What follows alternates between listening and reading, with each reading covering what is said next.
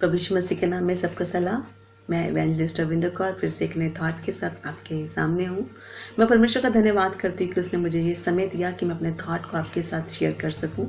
और जो आज का मेरा टॉपिक है वो है पाप और पश्चाताप। पाप और पश्चाताप की अगर बात करें, जो पाप है वो मृत्यु को दिखाता है। मृत्यु की बात करें तो वो आत्मिक और शारीरिक मृत्यु।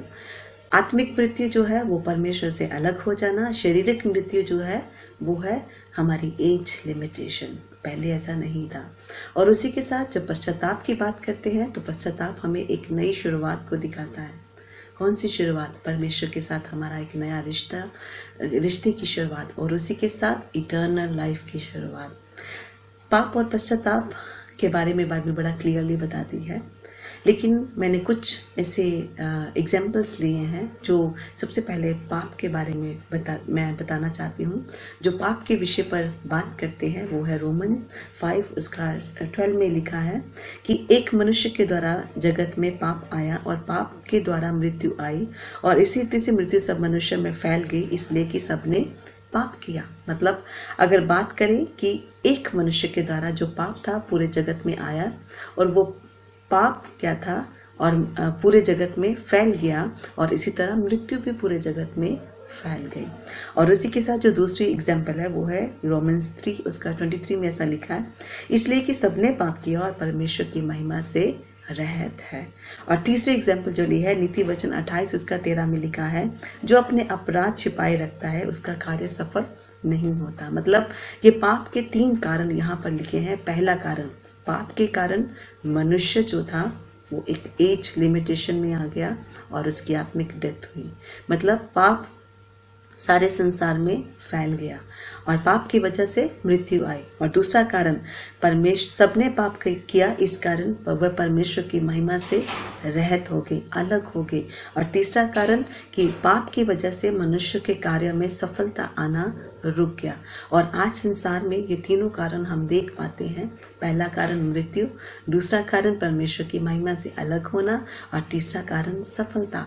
आज जहाँ पर भी जब आप इन तीनों में से कोई भी ऐसी बात देखो कि अगर मृत्यु राज कर रही है तो इसका मतलब पाप है। वो पाप का मतलब अब क्या है, वो सारे संसार में फैल चुका है। हम सब मनुष्यों की एक एज लिमिट है, हमें एज लिमिट के अनुसार जाना ही है। लेकिन पश्चाताप जो है वो हमें इटर्नल लाइफ की ओर भी लेके जाता है। और उसी के साथ जो दूसरा पाप का कारण है वो है परमेश्वर की महिमा से अलग होना। अगर जब किसी मनुष्य की जिंदगी में बुराई होती है तो वो परमेश्वर की भलाइयों को ना तो समझ पाता है और ना ही अपनी जिंदगी में उसे अप्लाई कर पाता है, और ना ही वह परमेश्वर के स्वभाव को समझ पाता है, और ना ही वह परमेश्वर के स्वभाव को अपने अंदर ढाल पाता है। ये भी पाप के ही कारण होता है। और तीसरा कारण है वो है काम में कामयाबी ना आना, कोई भी काम में सफलता ना आना, इसका कारण भी पाप है। बाइबल में से ऐसे बहुत सारे एग्जाम्पल है, लेकिन मैंने एक एग्जाम्पल ली है, वो है यशाया 6। जब यशाया 6 में देखते हैं उसमें एक राजा का जिक्र है, उजिया राजा। वो उजिया राजा जिस वर्ष मरा, उस वर्ष यशाया जो कि परमेश्वर का एक भविष्यवक्ता था, उसने परमेश्वर को ऊंचे सिंहासन पर देखा। जब उजिया राजा की बात करें तो उसने 52 वर्ष तक इज़राइल पर राज्य किया। और जब वह राज्य कर रहा था उस समय जो वहाँ के लोगों के अंदर बहुत सारे पाप आ चुके थे। वो कौन कौन से पाप थे? सबसे पहले तो वो जो परमेश्वर को बलिदान चढ़ा रहे थे, परमेश्वर को वो पसंद नहीं थे, क्योंकि उसमें मनुष्य के जो अपने एफर्ट्स थे वो थे। और उसी के साथ जो दूसरा कारण था जिससे परमेश्वर का क्रोध उस देश पे आने वाला था, वो दूसरा कारण था उनके त्योहार। वो त्योहार परमेश्वर की इच्छा के अनुसार नहीं थे, और भले ही वो मूसा की व्यवस्था के द्वारा उन्हें मिले थे, लेकिन वो त्योहार सिर्फ नाम के त्योहार बन गए थे, लेकिन उसमें परमेश्वर की महिमा नहीं थी। ना बलिदानों के बीच में वो परमेश्वर की महिमा को देख पा रहे थे, और ना ही पर्वों के बीच में वो परमेश्वर की महिमा को देख पा रहे थे। और उसी के साथ उस समय जब उजिया राजा था उस समय अन्याय था। जब इस सारे वर्सेस को हम यशाया 1 अध्याय उसकी 11 से लेकर 23 आयत के बीच में हम पढ़ सकते सकते हैं। और उसी के साथ उस देश में जब अन्याय था तो वो बहुत सारे लोग जो थे उस समय के, वो अन्याय को मतलब न्याय को बिगाड़ के अन्याय के पीछे चल रहे थे और उनके कार्य भी सफल नहीं हो रहे थे। और उसी के साथ जब हम 23 वर्ष में देखते हैं, वहाँ लिखा है जो वहाँ के लीडर्स थे, वहाँ के नेता लोग थे, वो भी क्या थे, बुराई के पीछे चल रहे थे। मतलब उजिया राजा तो सचमुच उसने भी पाप किया था। उसने पाप क्या किया था कि जो कार्य सिर्फ याजक को करना अनिवार्य था, उसने घमंड में आके उस कार्य को करने की कोशिश की। और लिखा है जब वो उस कार्य को कर ही रहा था, उसी समय उसके माथे पर कोढ़ प्रकट हो गया और वो जीवन भर अपने घर से, अपने परिवार से और अपने देश से भी अलग रहा। उसने कभी पश्चाताप नहीं किया। 52 वर्ष वो परमेश्वर का जो क्रोध था उस देश पर रहा। परमेश्वर ने बहुत सारे अपने वचनों को यशाया भविष्यवक्ता के द्वारा भेजा, लेकिन परमेश्वर ने ही एक दिन ऐसा वचन उनके बीच में भेजा कि जो इमैनुअल के रूप में दर्शाया गया कि परमेश्वर हमारे साथ है। और जब हम आगे बढ़ते हैं, जब हम देखते हैं कि जो यशाया था, यशाया ने जब परमेश्वर को देखा तो क्या हुआ कि लिखा है कि यशाया को भी महसूस हुआ कि मैं तो खुद इन्हीं लोगों के बीच में रहता हूँ जिनके बीच में मैं भी प्रोफेसाई कर रहा हूँ। उसे भी यही महसूस हुआ कि मैं भी पापी हूँ। तो लिखा है कि एक परमेश्वर के दूत ने एक अंगारा लेके, जो परमेश्वर की वेदी के सामने था, जो आग वो जल रही थी, उसमें से एक अंगारा लेके यशाया के मुंह पे लगा दिया। यशाया के मुंह को शुद्ध क्यों परमेश्वर ने किया? उसका रीजन एक ही था, पश्चाताप। उजिया राजा के पाप को क्यों क्षमा नहीं किया? उसका कारण यही था कि उसने पश्चाताप नहीं किया। और इजराइल पर दंड का कारण क्या था? कि उन्होंने भी पश्चाताप नहीं किया। मतलब पश्चाताप एक नई शुरुआत को दिखाता है, लेकिन पाप के कारण ना तो देश कभी बढ़ सकता है और ना वहाँ के लोगों का कार्य सफल हो सकता है। और जब हम आगे बढ़ते हैं तो फिर हम यशाया को जब परमेश्वर ने शुद्ध किया, जब वो पश्चाताप के सामने परमेश्वर के सामने आया, पश्चाताप के साथ परमेश्वर के सामने आया, तो फिर क्या देखते हैं कि परमेश्वर ने अपने प्लान को यशाया के ऊपर प्रकट किया। और यशाया ने भी ऑनेस्टली अपने आप को सबमिट करके कहा कि परमेश्वर मैं यहाँ हूँ। और आगे जो परमेश्वर का प्लान था वो ये था, इमैनुअल, मतलब परमेश्वर हमारे साथ है। और उसी के साथ जब हम आगे 9 चैप्टर में देखते हैं, वहाँ पर क्या देखते हैं कि यीशु मसीह के आने का वायदा, मतलब परमेश्वर हमें एक ऐसा व्यक्ति हमारे बीच में भेजेगा, प्रभुता जिसके कांधे पर होगी, और जो अद्भुत युक्ति करने वाला पराक्रमी परमेश्वर और अनंत काल का पिता और शांति का राजकुमार होगा। ये सब यीशु मसीह के आने से पहले की बातें हैं। लेकिन जब हम यीशु मसीह के आने के बाद को देखते हैं तो उस समय भी पाप के कारण बहुत सारी ऐसी बातें थी जो उस समय हो रही थी। हम जब प्रकाशित वाक्य में देखते हैं 2 और 3 अध्याय, उसमें देखते हैं कि कलीसिया का अपराध भी यूहन्ना ने प्रकट किया। और जैसे ही यूहन्ना ने कलीसिया का अपराध प्रकट किया तो उसने खुद भी परमेश्वर के दर्शन को पाया। उसने भी, वो भी एक यीशु मसीह का चेला था और उसने भी पश्चाताप के साथ वह आगे बढ़ा। और पश्चाताप के साथ जब वो आगे बढ़ा, उसने भी परमेश्वर को ऊंचे सिंहासन पर देखा। और जब हम प्रकाशित वाक्य को आगे बढ़ते हैं तो परमेश्वर के बहुत सारे प्लान यूहन्ना के द्वारा हमारे बीच में दिए गए। आज हम उसके द्वारा किए गए भविष्यवाणी के द्वारा आशीषित हैं। जब पश्चाताप होता है तो एक नई शुरुआत होती है। जब पश्चाताप होता है तो हम परमेश्वर की आवाज़ को समझ पाते हैं, उसके प्लान को समझ पाते हैं। लेकिन जहाँ पर पाप होता है, कभी भी वहाँ पर मनुष्य का कार्य सफल नहीं हो सकता। अगर इसी के साथ हम भजन संहिता 85 देखें, उसके 11 वर्ष में लिखा है, पृथ्वी में से सच्चाई उगती है और स्वर्ग में से धर्म झुकता है। मतलब जब इस धरती पर सच्चाई के साथ जो लोग खड़े होते हैं तो परमेश्वर की ओर से स्वर्ग पर से भी जो धार्मिकता हमारे लिए नीचे झुकता है, मतलब परमेश्वर अपने कार्य को हमारी ज़िंदगी में भेजता है। वो तभी होता है जब हम ट्रुथ के साथ खड़े होते हैं, मतलब पश्चाताप के साथ खड़े होते हैं, नई शुरुआत के साथ खड़े होते हैं। और आगे जो वर्स लिखी है, भजन संहिता 85:12 वर्स में लिखा है, फिर यहोवा उत्तम पदार्थ देगा और हमारी भूमि अपनी उपज देगी। धर्म उसकी आगे आगे चलेगा और उसके पाँव के चिन्हों को हमारे लिए मार्ग बनाएगा। मतलब एक नई शुरुआत जब होगी तो हमारे लिए एक नया रास्ता भी खुलेगा। आज जब हम संसार में देखते हैं कोविड-19 के जो इश्यूज आ रहे हैं, उसके पीछे सचमुच पाप का कारण भी हो सकता है, क्योंकि आज सचमुच जो मनुष्य बलिदान परमेश्वर को चढ़ा रहा था, क्या परमेश्वर को पसंद आ रहे थे?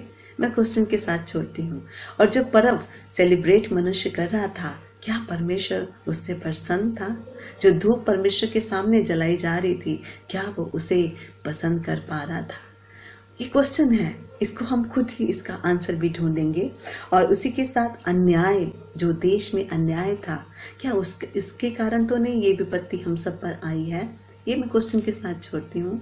और जो चौथा कारण, जो रूलर्स हैं, जो लीडर्स हैं, क्या वो अपना काम सचमुच परमेश्वर के भय में रह के कर रहे थे या कर रहे हैं? इसका रीज़न भी क्या सचमुच पाप हो सकता है, जिस वजह से ये जो परमेश्वर का क्रोध हमारे ऊपर आया है? हो सकता है, मे बी हम इसको खोज सकते हैं। परमेश्वर का वचन हमें सिखाता है, लेकिन विश्वास रखें कि परमेश्वर आज भी हमारे साथ है। और उसका जो, अगर हमें लगता है कि ये पाप की वजह से हमारी ज़िंदगी में ये मुश्किलें आई हैं, ये महामारी आई है, तो उसके लिए परमेश्वर का उपाय जो है वो है पश्चाताप और यीशु मसीह। अगर हम पश्चाताप के साथ यीशु मसीह को अपनी ज़िंदगी में इनवाइट करते हैं, तो सचमुच परमेश्वर हमारी ज़िंदगी में कार्य करता है। जब मैंने सबसे पहले प्रभु यीशु मसीह को जाना, तो उससे मेरे माइंड में बहुत सारे ऐसे क्वेश्चंस थे जो क्रिश्चियनिटी को लेके, क्रिश्चियंस को लेके बहुत सारे ऐसे क्वेश्चंस थे। लेकिन उस समय ये मैं सिर्फ संसार की तरफ देख रही थी, एक धर्म की तरफ देख रही थी। लेकिन एक समय आया जब मैंने अपने पाप की तरफ देखा, और जिस दिन मैंने ये कहा कि क्या सचमुच परमेश्वर, मैं पापी हूँ जो मैं आपको नहीं समझ पा रही? क्या मैं पापी हूँ कि जो मैं आपके प्लान को समझ नहीं पा रही? क्या मैं पापी हूँ कि जो मैं आपकी धार्मिकता को समझ नहीं पा रही?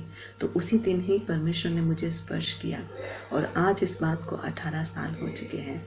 तब से लेके आज तक प्रतिदिन मैंने परमेश्वर की भलाइयों को देखा है, परमेश्वर की महिमा को अपनी ज़िंदगी में देखा है, अपने कार्यों को सफल होते हुए देखा है, और सचमुच अपनी ज़िंदगी में परमेश्वर के द्वारा दी गई ज़िंदगी को मैंने महसूस किया है।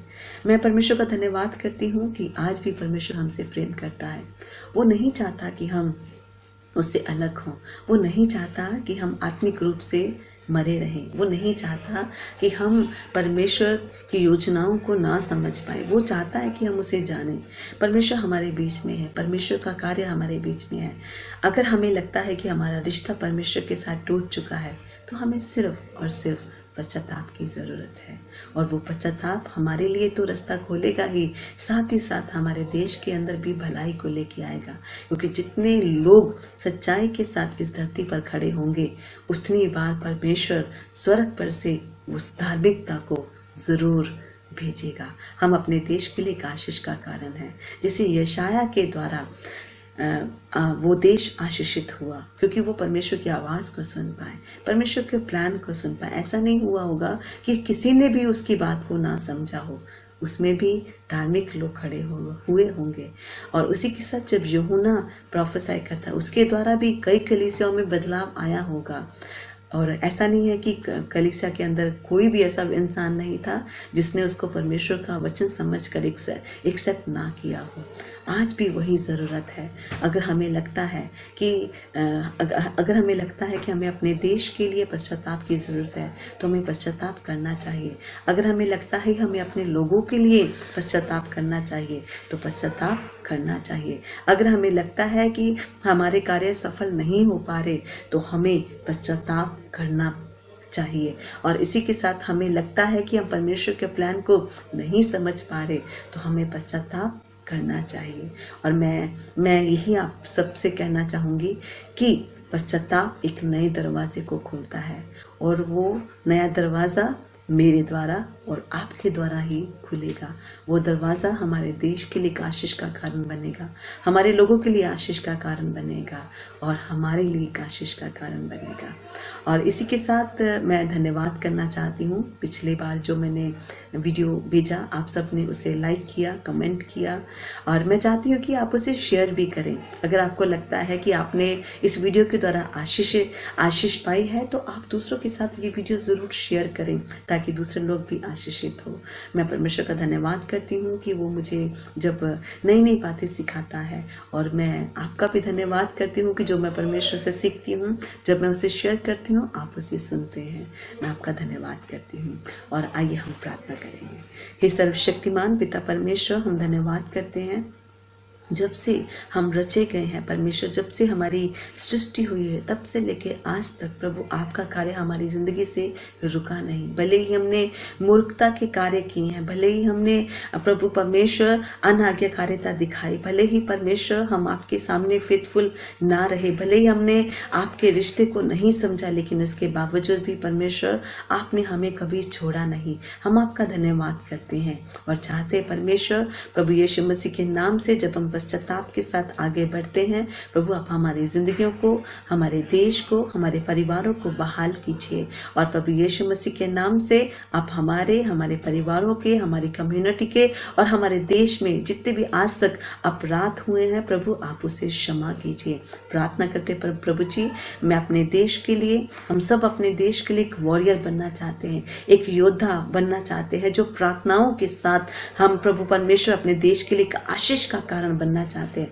प्रार्थना करते इस कार्य के लिए आप हमें इस्तेमाल कीजिए और प्रार्थना करते प्रभु जी जैसे कि आपके वचन में से भी पढ़ा गया कि जब जो सच्चाई है धरती पर से उठती है तो स्वर्ग पर से धार्मिकता आती है। प्रार्थना करते हैं वो सच्चाई हमारी जिंदगियों में आने पाए जिससे हम स्वर्ग पर से धार्मिकता को भी देख पाए और प्रार्थना करते प्रभु हम प्रभु जी आपके प्लान को अपनी जिंदगी में देखने पाए।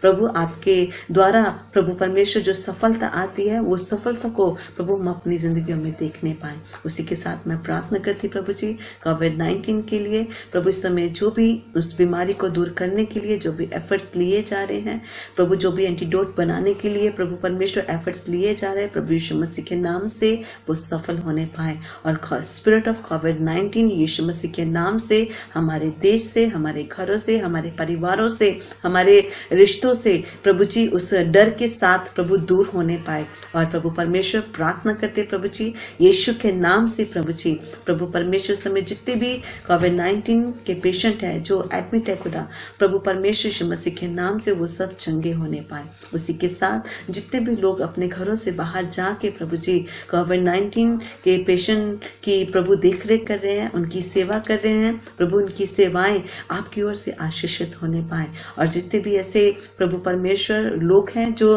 प्रभु हमारी रखवाली कर रहे हैं प्रभु जी उनकी सुरक्षा आपके हाथ में बनी रहे।